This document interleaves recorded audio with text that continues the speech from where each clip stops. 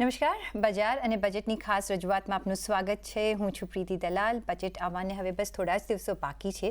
આવા સમયે બજેટ પણ આ બજાર પર નજર રાખવી રહ્યું છે અને બજારની બજેટ પાસેથી ઘણી આશાઓ પણ છે અને બજાર ઈચ્છે છે કે આ બજેટમાં ગ્રોથને તો ટેકો આપે પણ સાથે સાથે જે ટેક્સમાં પણ ફેરફાર થાય તો એવી પણ આપણે આશા રાખી રહ્યા છીએ. તો આ અંગે આપણે વધુ ચર્ચા કરીશું અને આ ચર્ચામાં આપણી સાથે જોડાઈ રહ્યા છે હેલિયોસ ઇન્ડિયાના CEO દિનશો ઈરાની અને ASK હેજ સોલ્યુશન્સના CEO વૈભવ સંઘવી. વૈભવભાઈ, ઘણું સ્વાગત છે આપનું. અને હવે ફાઇનલ કાઉન્ટડાઉન આપણે કહીએ તો ચાલી રહ્યું છે બજેટનું ને આ વખતે ઘણી બધી અપેક્ષાઓ રાખીને આપણે બજેટની તરફ આગળ વધી રહ્યા છે.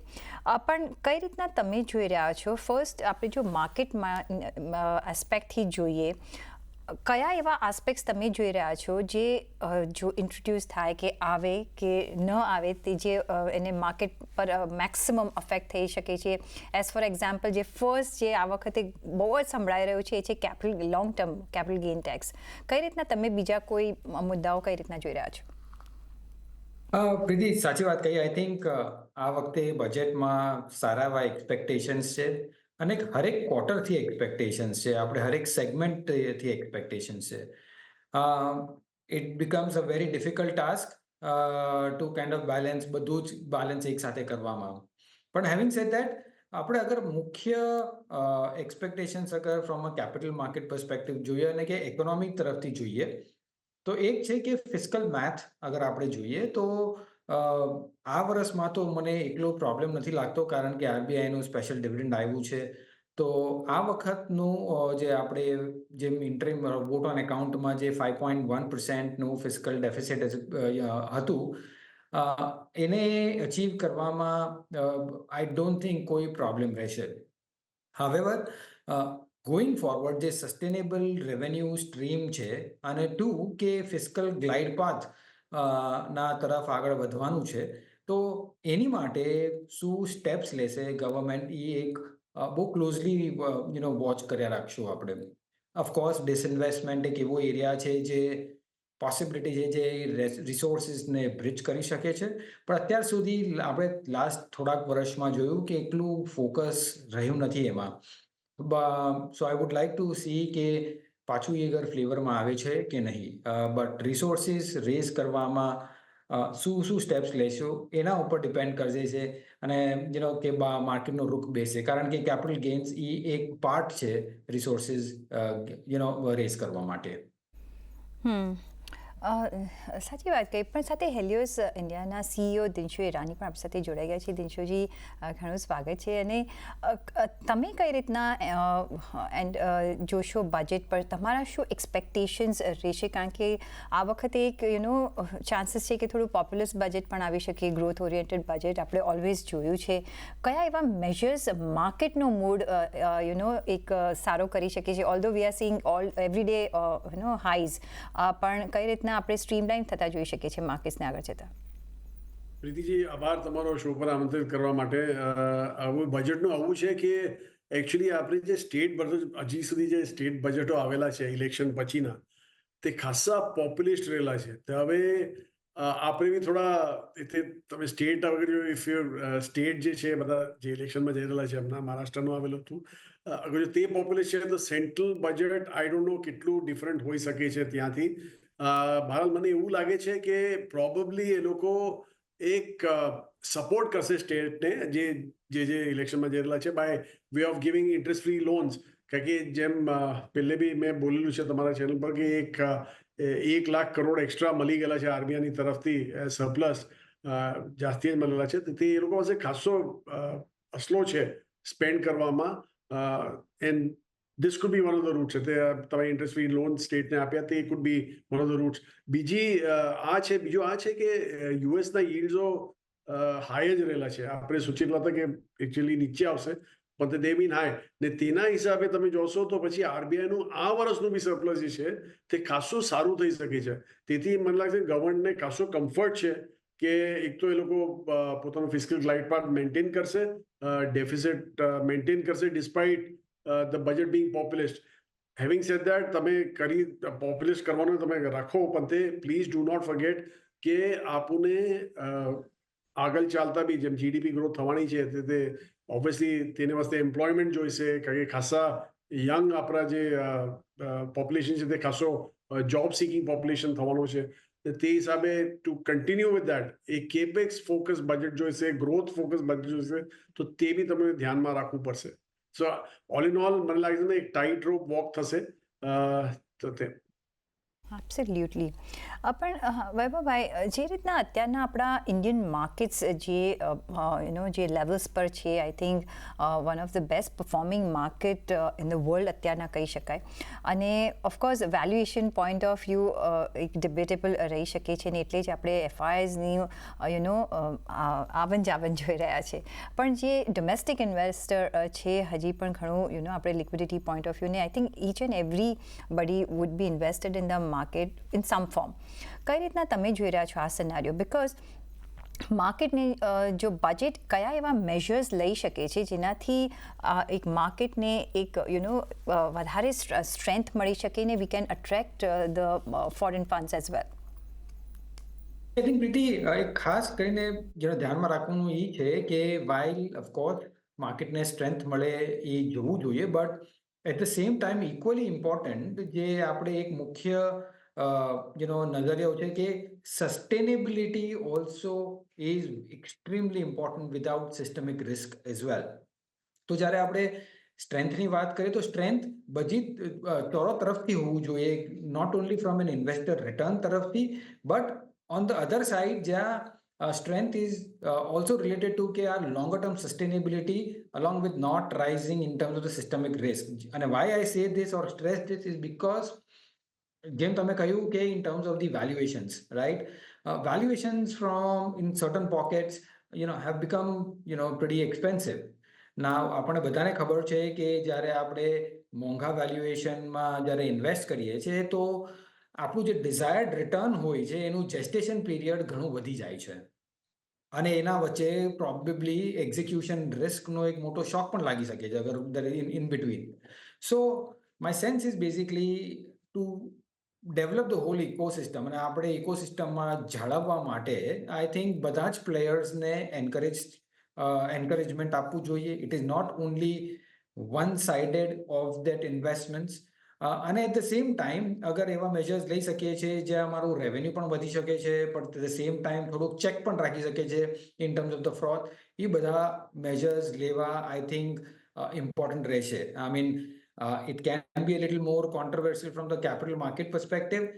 જેમ કે આપણે તમે STT કહો કે STT થોડું વધારી દઈએ આપણે ઓપ્શન્સમાં, નોશનલ કોન્ટ્રાક્ટ નોશનલ વેલ્યુ પર કરો, માર્જિનિંગ વધારો, આ બધી ચીજો I think from a systemic risk perspective કરવું ઇમ્પોર્ટન્ટ છે ટુ સી ટુ દેટ કે આપણે બિયોન્ડ સર્ટન કંટ્રોલ્સ નથી વધી રહ્યા.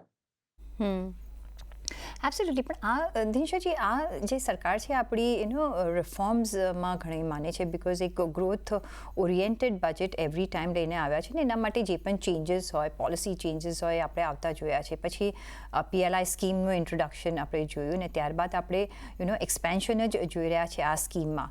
વધારે તમે કોઈ એક્સપેન્શન આ વખતે આપણે આ સિનારીઓમાં કઈ બજેટમાં તમે જોઈ રહ્યા છો? બિકોઝ અહીંયા ઘણો બધો બેનિફિટ મળ્યો છે, ઘણા બધા સેક્ટર્સને બેનિફિટ મળ્યો છે. બીજી બાજુ એક આત્મનિર્ભર ભારતની પણ આપણે એક થીમથી આગળ ચાલી રહ્યા છે, ત્યાં કોઈ તમે રિફોર્મ્સ જોશો? બિકોઝ ઇકોનોમી જો સ્ટ્રોંગ હશે તો everything will fall in place.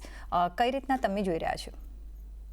Preetiji, પહેલી ચીજ તો તમારા પહેલો સવાલ જે હતો તે થોડો ઇલેબોરેટ કરું ત્યાં, કારણ કે એકચ્યુઅલી તમે જોશો તો આપણે જે હમણાં કરેલા છીએ તે કેપેક્સ સ્પેન્ડો કરેલા છે, મેન્યુફેક્ચરિંગ બેઝ બનવા માંગીએ છીએ વર્લ્ડના, roads, ports, everything we are doing all this, airports, આ બધું તમને યાદ હશે કે ચાઇના ઓલરેડી કરીને બેસેલું છે. ડિસ્પાઇટ દેટ પિછલા 25 વર્ષથી India has out perform China. Okay, કારણ કે ઇન્ડિયા ખાસો ફોકસ્ડ હતો towards equity markets. They wanted capital. Growth ne vaste tumne capital જોઈએ. તેથી we were quite lenient on our policies.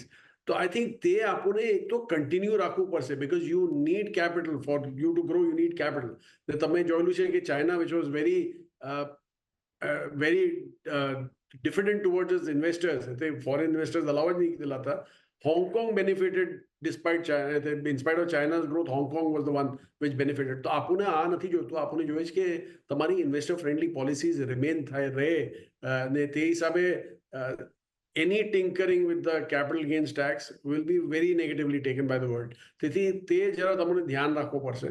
બીજું તે તમે રિફોર્મ્સની વાત કીધી.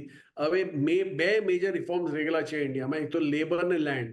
પણ તે unfortunately labour land state wise reforms છે. તે centre cannot do that. Every state has to take a call on this.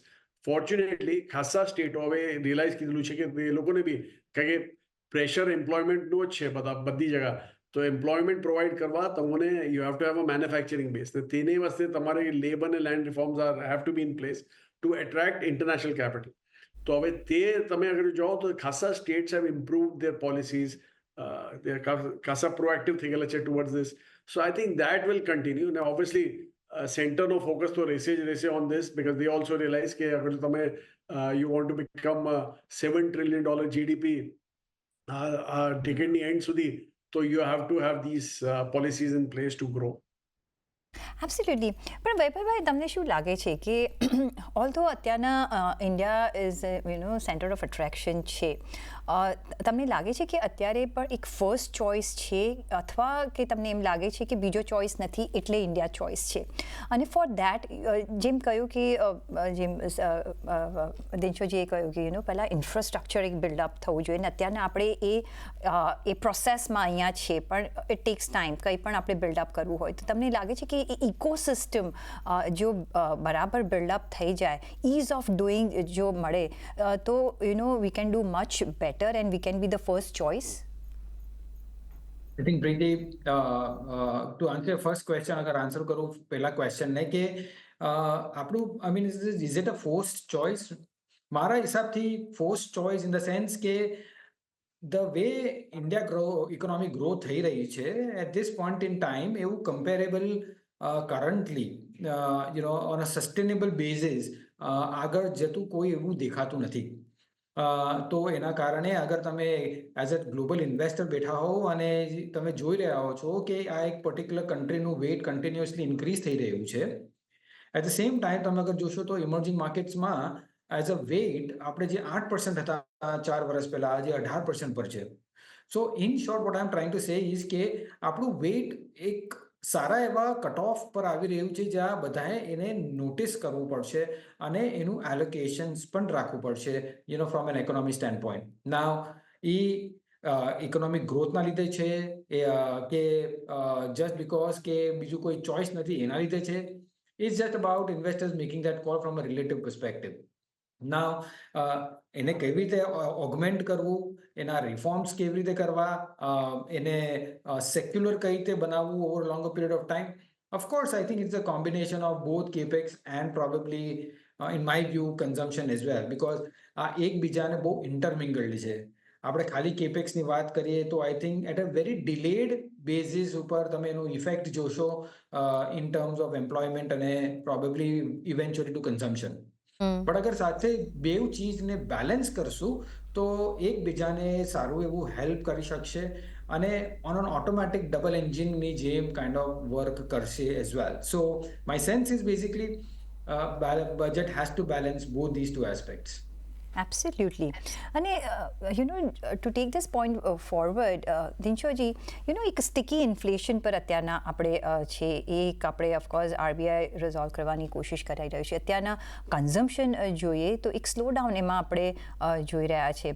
કઈ રીતના તમે એડ્રેસ થતા જોવા માંગશો આ બજેટમાં? બિકોઝ જો રૂરલ સેક્ટરથી, ઇન્ટિરિયર્સમાંથી જો એ કન્ઝમ્પશન પુશ નથી થતું, તો whatever we may do કે જે થાય છે એમાં કદાચ આપણને એટલા બધા ગેઇન્સ નહીં મળી શકે.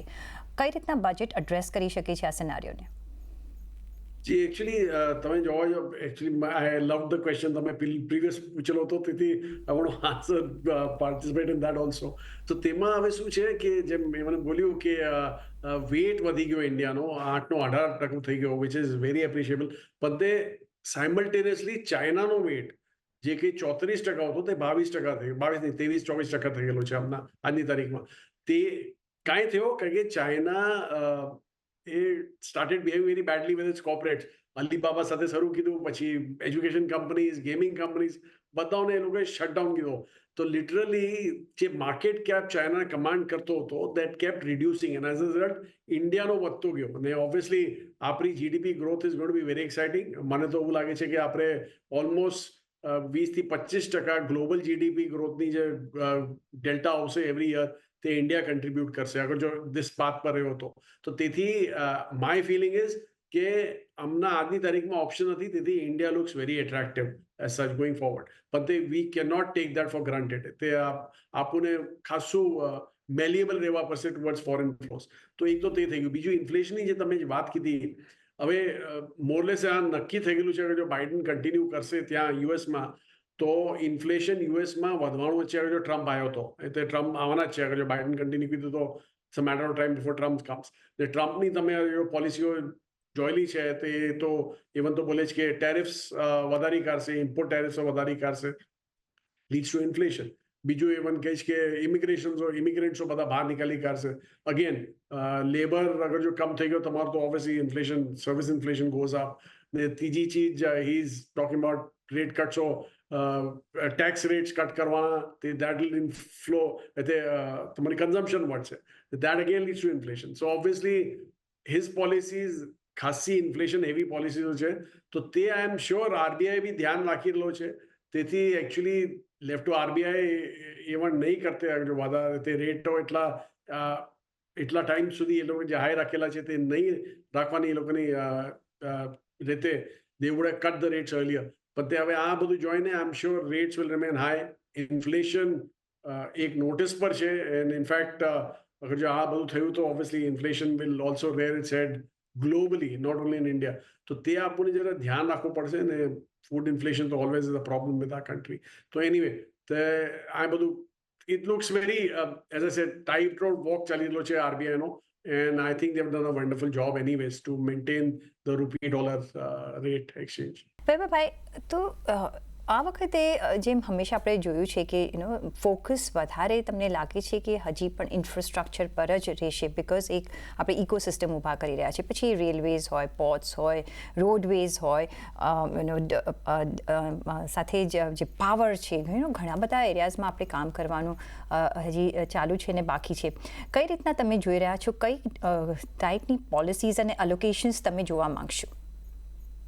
આઈ થિંક અગર તમે વોટ ઓન એકાઉન્ટ જોયું હશે લાસ્ટ ટાઈમ, તો I think a vote on એકાઉન્ટમાં આઈ થિંક મોટી નંબર્સ પબ્લિશ થયેલા છે, જ્યાં 11 લાખ 10,000 કરોડ કહીએ આપણે કેપેક્સમાં, ને એ બધા એલોકેટેડ છે. નાઉ what I would love to she is basically કે નોટ ઓનલી કેપેક્સ બટ આખું બજેટને બેઉ તરફ બેલેન્સ કરી શકશું. અત્યાર સુધી લાસ્ટ 10 વર્ષની હિસ્ટ્રી અગર તમે જોશો તો ગવર્મેન્ટનું સિંગલ ફોકસ રહ્યું છે સપ્લાય સાઇડ સુધારવા માટે. ઓફકોર્સ એ સારી રીતે કામ કર્યું છે અને આપણા જીડીપી ગ્રોથ રેટ્સ બહુ સારા રહ્યા છે.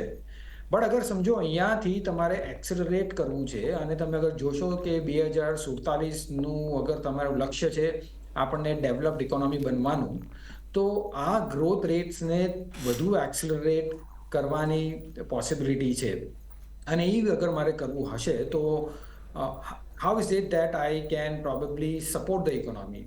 મારું મંતવ્ય એ છે કે અહીંયા તમે હાયર ડિસ્પોઝેબલ ઇન્કમ વધારો in the hands of the consumer, rationalise the tax rates, જે ઇન્કમ ટેક્સ ઓલરેડી એટલા બધા રેટ્સ છે, કોમ્પ્લેક્સ સ્ટ્રક્ચર્સ છે, સિમ્પ્લિફાય કરો, ટેક્સ ટુ જીડીપી રેશિયોઝ અને ટેક્સ કમ્પ્લાયન્સ વધારો. I think all these measures અગર તમે સાથે બેલેન્સ કરી શકો છો તો it will be not only give a good kicker on the GDP but I sustainably અહીંયાથી સારા એવા ગ્રોથમાં આપણે એન્ટર કરી શકશું. સો હું વધારે ફોકસ્ડ હોઈશ બેઉ બેલેન્સ કઈ રીતે થાય છે એ જોવામાં. એબ્સોલ્યુટલી. એક ઇઝ હોવી જરૂરી છે, પછી ઇઝ ઓફ ડુઈંગ બિઝનેસ હોય, ઇઝ ઓફ પેઇંગ ટેક્સ હોય, અને ઓફકોર્સ એક સરપ્લસ જો રહે છે from the point of view tax પેયરના હાથમાં, તો ઓફકોર્સ કન્ઝમ્પશન વધી શકે છે. પણ હેવિંગ સેડ દેટ દિનશોજી, આ વખતે કઈ રીતના સિચ્યુએશન ડિફરન્ટ છે from the point of view કે આ વખતે સરકાર પાસે હેડરૂમ છે, they have good revenue from GST or income tax collections and everything. કઈ રીતના સરકાર કોઈ ચેન્જીસ અગર કરવા માંગે છે, ટ્વીક કરવા માંગે છે for the benefit of the tax payer and for the benefit of the economy, કઈ રીતના કરી શકે છે? દીદીજી, એકચ્યુઅલી પર્સનલ ઇન્કમ ટેક્સ તો એક સિટર છે, કારણ કે તમે અગર જે ત્યાં જશો as a contribution to the overall tax outgo, the percentage of GDP also તમે જોશો તો it's at all time high. તો પર્સનલ ઇન્કમ ટેક્સ ને અગર જો તમે કોર્પોરેટ ઇન્કમ ટેક્સ જોશો તો the rates have become very different now. તો તે ત્યાં તમને એક પેરિટી લાવવી પડશે. તો I think my feeling is, જેમ બોલ્યા વૈભવજી બોલ્યા, કે એક તરફથી you have to cut down on the personal income tax, ને તે ડબલ વેમી થઈ જશે, કારણ કે એક તો કન્ઝમ્પશન થોડી સ્લો ડાઉન થઈ ગઈ. રૂરલમાં હમણાં થોડું અપટીક આવેલું છે, કારણ કે મોન્સૂન સારા થયેલા છે. પણ તે તમે અગર જો સિટીઝ ને મેટ્રોઝ જોશો તો ત્યાં T1 T2 ટાઉન્સ તે બધામાં તે થોડું કન્ઝમ્પશનમાં સ્લો ડાઉન થયેલું છે. તો that will give a kick start to that consumption also. અગર જો તમે જો ટેક્સ રેટ કમ કરશો ઓન ધ પર્સનલ સાઇડ, યા તો તમે કંઈ એક્ઝેમ્પશન વધારી દેશો, so that should give a immediate kicker. However, having said that, કે બીજું છે કે એ લોકોનું ફિસ્કલ ડેફિસિટ, જેમ મેં પહેલે બી બોલ્યું છે, વેરી મચ ઓન ટ્રેક. પણ they should go too aggressive on this. If they 5.1, અગર જો they are અગર જો ગવર્મેન્ટ સોચે કે મને હવે મારું ગ્લાઇડ પાથ ઓર સ્ટીપ કરવાનું છે, ને આ ટાઈમે they try to cut it below 5.1, that won't be too progressive going forward. So my feeling is કે અગર ત્યાં જ રાખશો તો સારું છે. Spend the excess money which you're getting. કે જેમ તમે બોલ્યું, GST માં બી એક્સેસ કલેક્શન તો છે, ઇનડાયરેક્ટ ટેક્સીસમાં બી એક્સેસ કલેક્શન છે, અને પર્સનલ ઇન્કમ ટેક્સ તો at all time high થઈ ગયેલા છે as a percentage of GDP. So lots of leeways for this government, but they have to balance the two together. They can't be too aggressive also. કે અગર જો consumption ને જ્યાદા તમે જાસ્તી push કરશો તો obviously inflation again will rear its head, which is not a welcome sign as such. So it has to be a balanced kind of a budget. જોઈએ હવે શું થાય. જી દિનશોજી, હવે જોઈશું, આપણને ખબર પડશે કે 23 જુલાઈના ફાઇનાન્સ મિનિસ્ટર નિર્મલા સીતારામન આપણા માટે શું લઈને આવે છે. પણ ઓન દેટ નોટ, દિનશોજી અને વૈભવજી, ઘણો આભાર તમારો અમારી સાથે જોડાવા બદલ અને આપના વેલ્યુબલ વ્યૂઝ અમારી સાથે શેર કરવા બદલ. અને સાથે જ મને આપશો રજા, પણ જોડાયેલા રહેજો CNBC બજાર સાથે. નમસ્કાર.